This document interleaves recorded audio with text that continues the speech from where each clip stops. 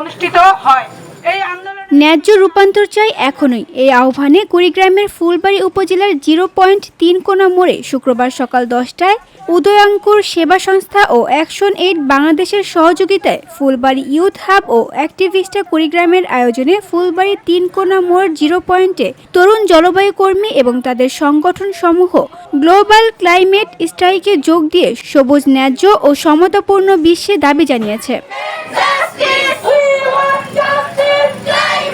সাধারণ জনগণ এবং স্থানীয় জাতীয় পর্যায়ের অংশীজনদের জলবায়ু ন্যায় বিচার আন্দোলনে সম্পৃক্ত করতে এবং জলবায়ু পরিবর্তন সম্পর্কিত বিষয়ে সকলের দৃষ্টিভঙ্গি পরিবর্তন, পরিবেশ সংরক্ষণ, জীববৈচিত্র্য রক্ষা, টেকসই জীবিকা, শিক্ষা, জাতি সংস্কৃতি ও জাতিগত বৈচিত্র্য রক্ষার দাবিতে সংশ্লিষ্ট নীতি নির্ধারককে অবহিত করা হয়েছে। এ সময় বক্তব্য রাখেন অ্যাক্টিভিস্টা কুড়িগ্রামের শিমু শেখ, শান্তা আক্তার, রাতুল হাসান ও মুন সরকার।